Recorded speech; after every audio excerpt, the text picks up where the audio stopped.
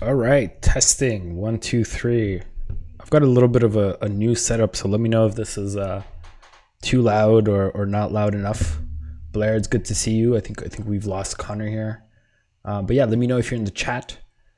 Let me just pull up my view here. All right, here we go. All right, it is absolutely freezing in my apartment. I think that's partially the winter and it's partially just the stress of doing this live stream. So a little bit of a change. The first time I'm going to be doing this live stream standing because I've been sitting all day. So yeah, excited to show you guys how to sync data in Parabola. Again, let me know if the volume's good. And yeah, I think it's 6 p.m. So let's kind of kick this off. So today, what we're going to be doing is a pretty cool kind of follow-up on a stream I did about a month ago, where what I'd done a month ago was a referral marketing, a no-code referral marketing program where every time someone signed up for your newsletter or your tool or app, you create a link that they can share with others that will tie back to them. I'd also created a page. So that was about, I think, a month ago. I was about like a 4-hour stream. It was quite complex. And then I think, yeah, like a week ago, Steven from Podcast Delivery, or I think maybe a month ago even, came to me and said, hey, I actually implemented your referral marketing program. But the challenge was, how do you tie back the referral URL that's created with every single subscriber that's in his Mailchimp list? That was over 1,500 strong, or I don't remember the exact number. So he came to me and said, hey, I'm using Parabola, I'm having some issues, can you help me out? And we worked through them and backfilled his Mailchimp subscriber list with the referral URL using Parabola. So I thought it would be a cool stream to do and kind of talk through how you can sync really Mailchimp, but any other email marketing service that has an API with data that comes from somewhere else. So I know we've been doing this a few times in the stream, but I think just talking through it and showing you what's possible can kind of open some doors. So yeah, I think that was a good intro. Does that make sense? Let me know. So what we're going to do today, first, I'm just going to kind of refresh and talk about the referral marketing stack. So show you the example real quick and show you where everything goes so you're not too lost after. We'll talk a little bit about Parabola and how it works and what it eats. And then we're going to just kind of review the Mailchimp API. And I think what's fun is that it's a little bit of a little different API, or the keys different a little than what we're used to. And then finally, we'll actually go through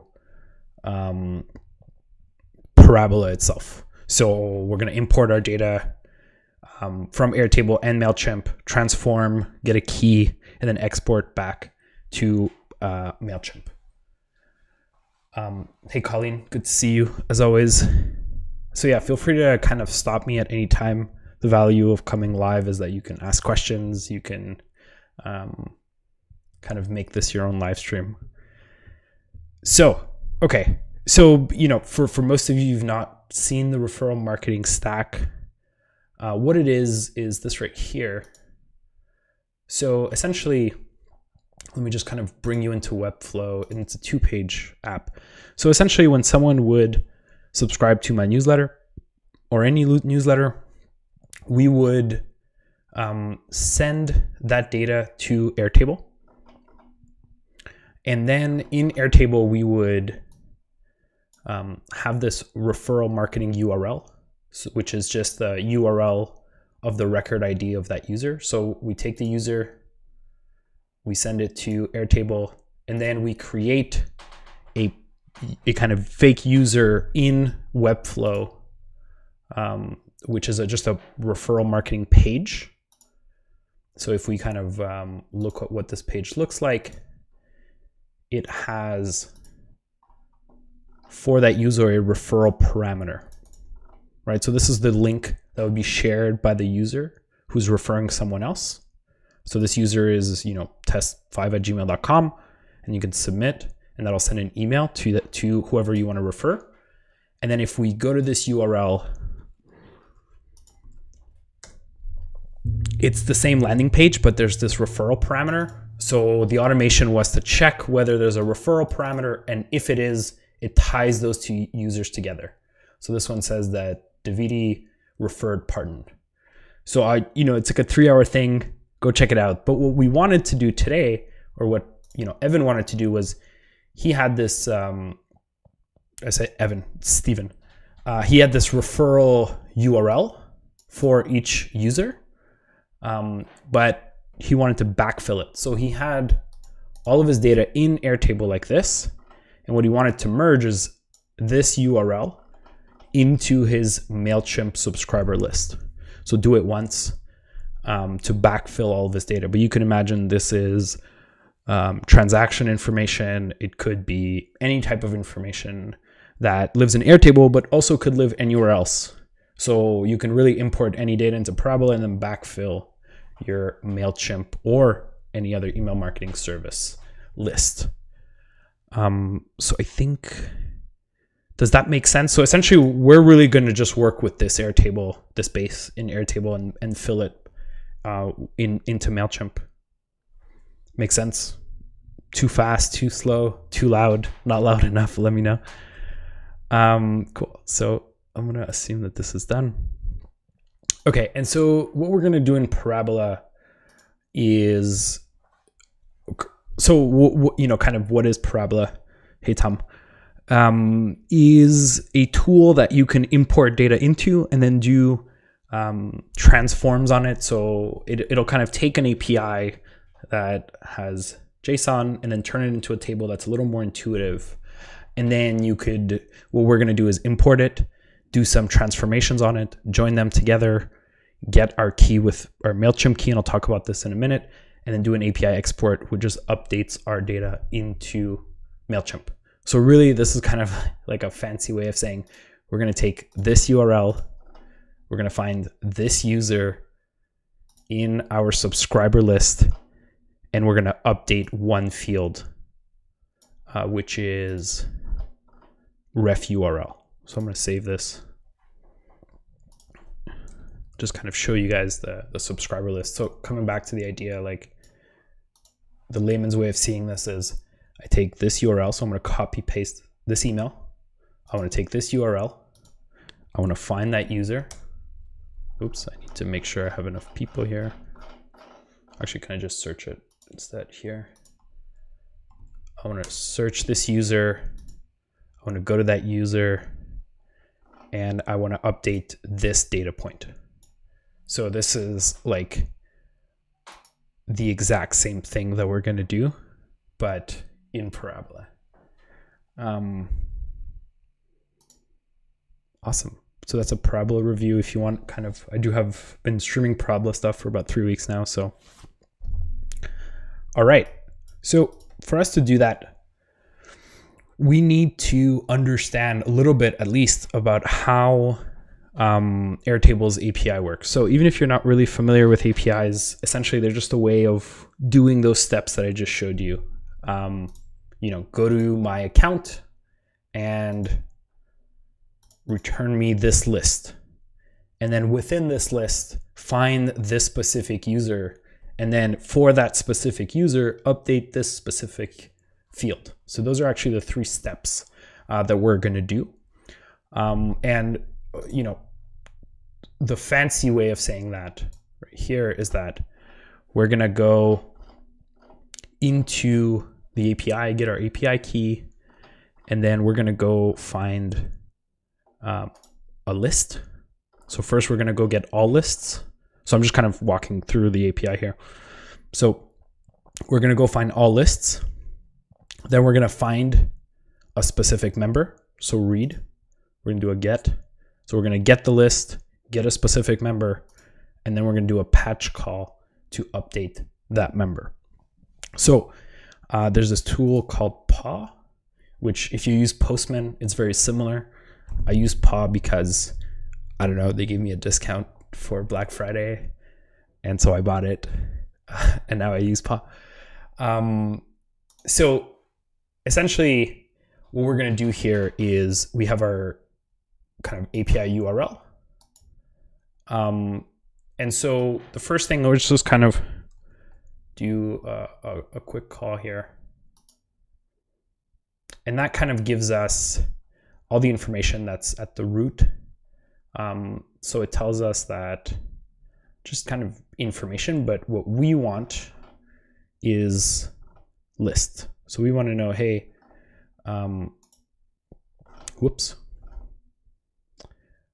we want to read lists. So let's just kind of go here and then go /lists. And that's going to return all the lists that are in our account.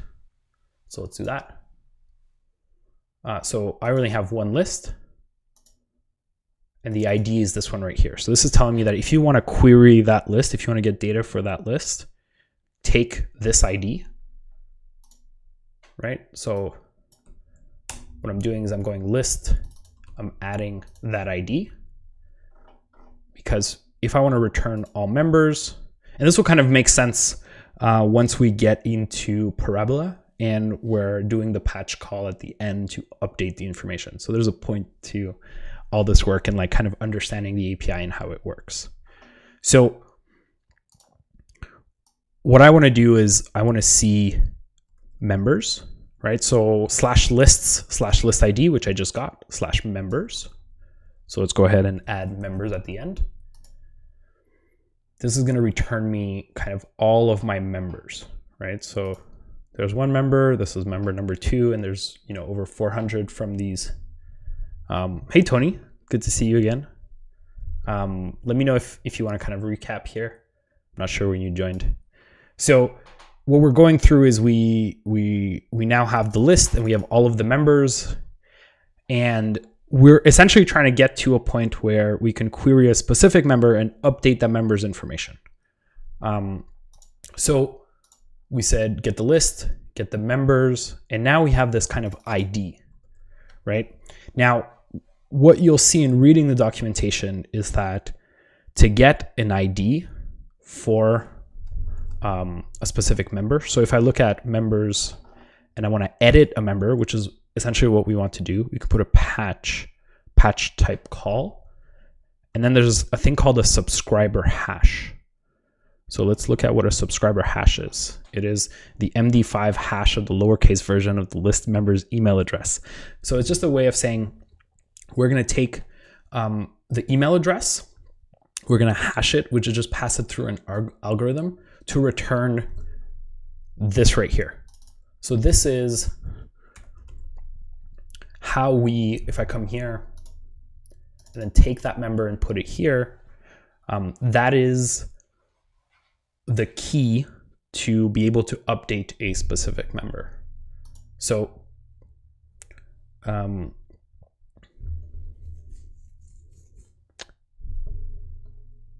so Tony, the question is when we use push versus patch. Honestly, I think push, let me check. So this is add or update. It'll check whether that member exists. And this patch assumes that the member exists. In our case, I think that's it. In our case, because I use Zapier to update the Airtable here, I know that there's a one-to-one match between that table and my subscriber base. So want to kind of make sure that I can use patch. I can try put, but I've really only done patch. Salut Yannick. We can do these in French eventually if I get enough of people who want to do it in French. Cool. It's cool to have people from everywhere. Cool. So back to this right here, we have that member ID, the MD5 hash that I took from the step before, and I'll show you in Parabola how to automate that as well. And so we have our URL, our list, our member, a patch call, and then we have our body, which is just saying, hey, this is the field that I actually want to update. I think it's now ref URL. Let me make sure I change that. Okay, yeah, it's ref URL. Okay, so let's try this out. We should update this to test. Okay. And then if I go into, this right here, I see that it worked because I've updated ref URL to test. But let's look for that member here. And fingers crossed that this worked. There we go. We have ref URL equal test. So that was just kind of a step-by-step process to get to where we want using PAW to kind of understand the API. Now we're going to go ahead and recreate that in Parabola, but for every single member at once. So it's going to go into Airtable, get the ref URL, and update the subscriber in Mailchimp. I know there were some questions like a couple of weeks ago around APIs and how they work. Did that help at all? Or was that confusing? Let me know. So, okay, Parabola. So we're going to start this over from scratch. So this is going to be update sub info live stream. Okay, so we're going to first import data from Mailchimp. Oops, going to do that here.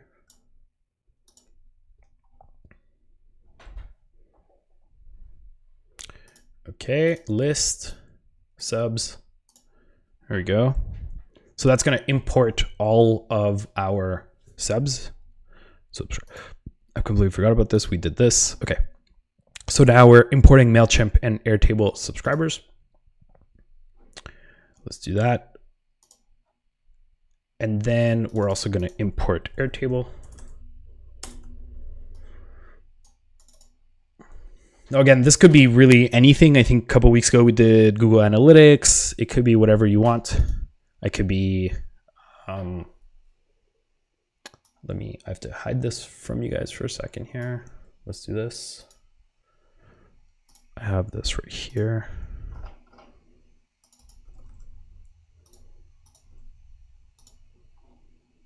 Okay.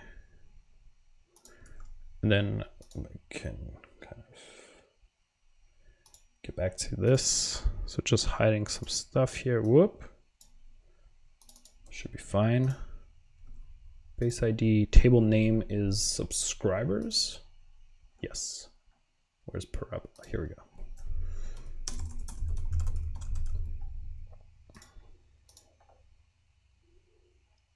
Okay, so that's going to pull in all of my subscribers. Here we go. And this referral marketing URL is what we want to update for every single subscriber. So let's save that. Great. Oop. Okay. Now, just for the stream, what I'm going to do is I'm going to add a row number. And the reason is I don't want to run the API calls on all of my subscribers, primarily just to save time. Like it takes 5 minutes. If I needed to run it for all 600 or whatever 1,000 members that I have. And I don't think we want to sit here awkwardly for 5 minutes, just kind of waiting until the API call is done and then it not working and then doing it again. So I'm just adding a row number here. And then we're going to filter like the first 15 like that. Okay, so far it makes sense. I don't know, too fast, too slow. So we want row number less than. Okay. I'm sure Tom and I could kind of chat for 5 minutes, but no one wants to see that. Okay, so we have our data, we have our Mailchimp data, just kind of looking at it. And so we have our email and what we want. So it's a bunch of data that's kind of default, and we have ref URL somewhere here, ref URL. So this is what we want to update for each one. Okay, and then we're going to join these two tables together. So this is table number 1. So we're going to join table number 2, which is the Airtable, onto table number 1 with a left. And we're going to match them by email address.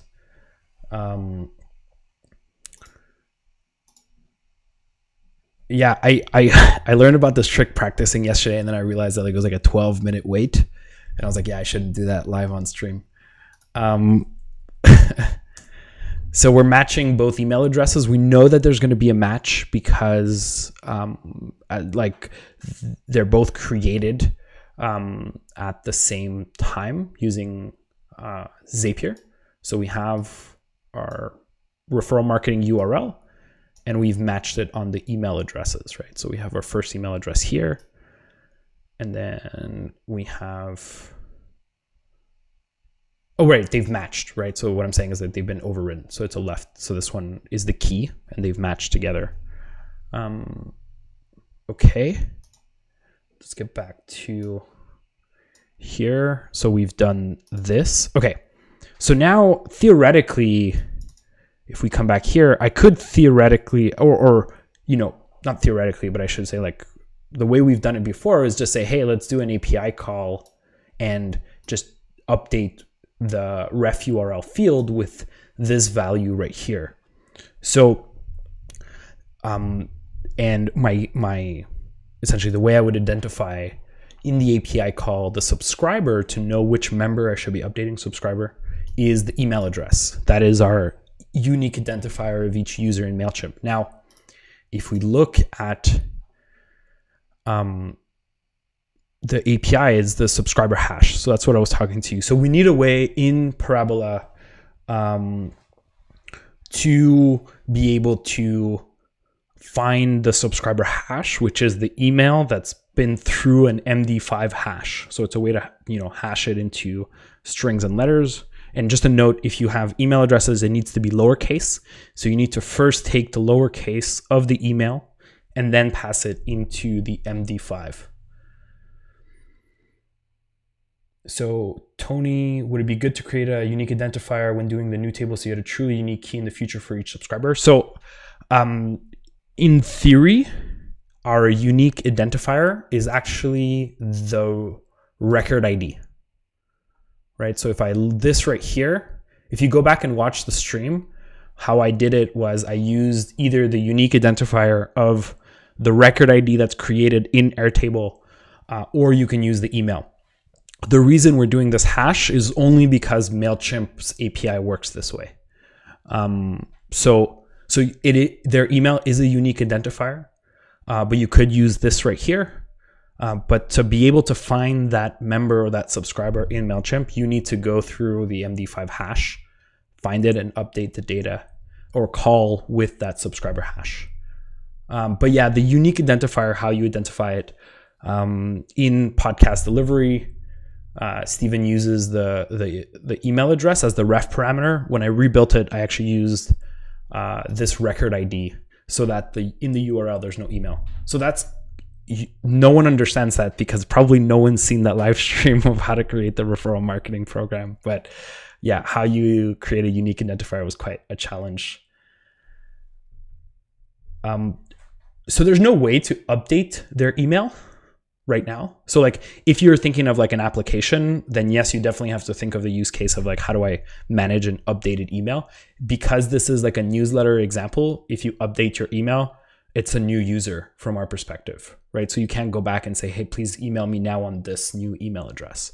But yeah, if you do have an updated email address, you would need to go either find that old email address and update it, or create a new user and then delete the old one. But ultimately your flow will still work, if that makes sense. So I feel like we've gotten into some details that may have lost some people's apologies. So where was I? Yeah, MD5 hash. Okay, so essentially if we come back here and we go to this user right here, so their ID, what we need to get to is this 74336 based off of this email. So let's go ahead and go into Hashify, which is the API we're using. So the hash method is MD5. We're going to input, I think it's this, text input. There we go, hash MD5. Whoops. So this outputs exactly what we want, right? So it takes this input and then outputs an MD5 hash which will be our key to the Mailchimp API. So kind of looking at the documentation, it's literally just you call api.hashify.net, blah, blah, blah, blah, blah, hex, and then you put the value, which will be our subscriber email. So I'm going to copy paste this. I'm going to go into my builder. So sorry, let me just, before I go there. Okay, we're actually at the right place. So API enrichment, which means fancy way of saying for each line in this table, please do this API call. So we are going to do a get. I think it's a get. Yes, it is. Put these two closer together. Gonna, whoop, my mouse. There we go. Copy paste that. And then we need HTTPS. There we go. Value equal. So this one's going to be email address. So this is good. We can actually, and then I think this should be it. There is no authentication for this API, so I think we can just run it. No errors so far, so that's good news. This is the moment, had I not cut down to 15 subscribers, we would have been here quite a while, but we're not. And then we have our hash API digest. So if you're, like Steven, who's really good at naming his columns, you should change the name of this column to something that makes a little more sense, like MD5 hash. I won't be doing that. But now we have our hash for each subscriber in this list. So this turns into this, and then we could do our API call in Mailchimp. Make sense? Like clear-ish, I hope. So we have all of the pieces in place. So now we're going to do an API export. Like that. Boom. Okay, so let's go into, oops, sorry about that. Let's go into the documentation and look at our call. Documentation is here. Developer reference. Let's go into lists and audiences, members, edit. So let's go back to here.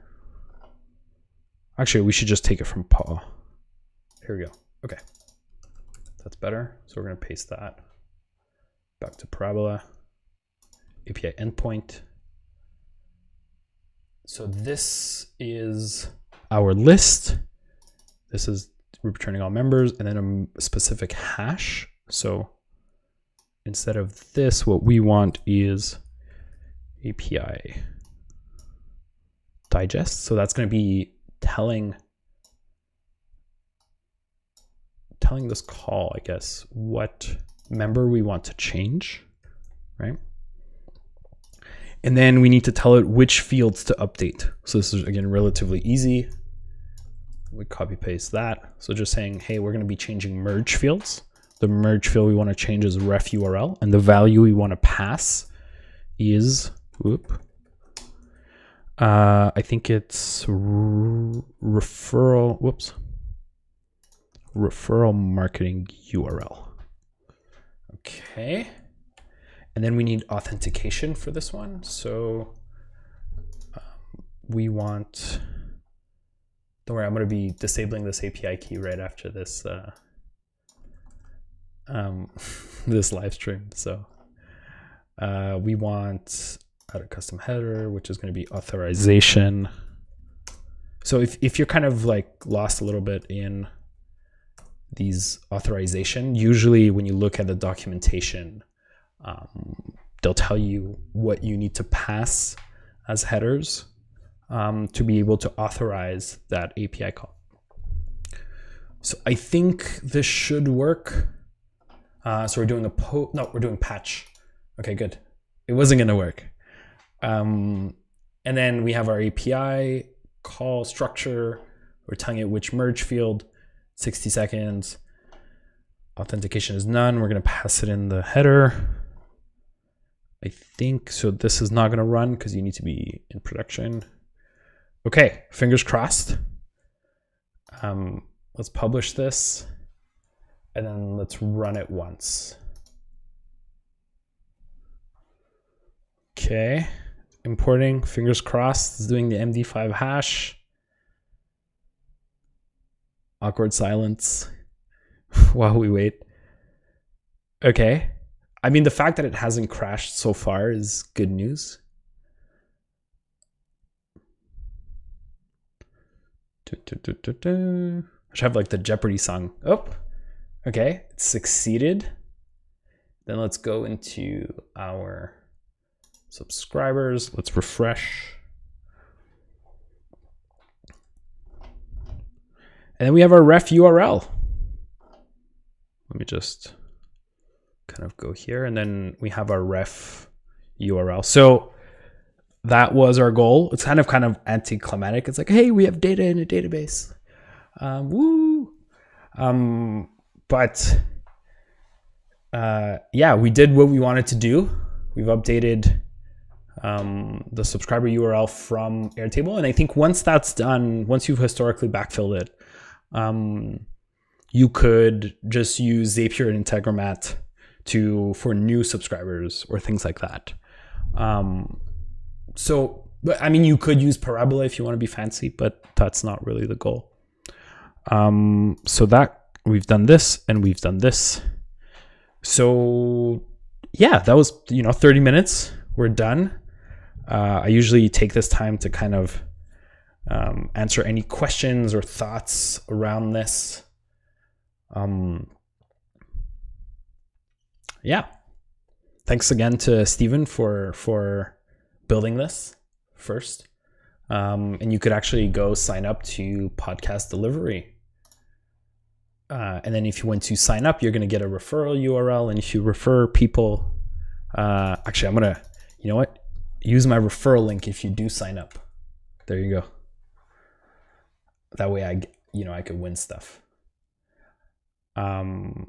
So yeah, huge thanks to the Parabola team who helped me out as well. So any questions, parting words? It's going to take 30 seconds here. Now, Steven, thank you.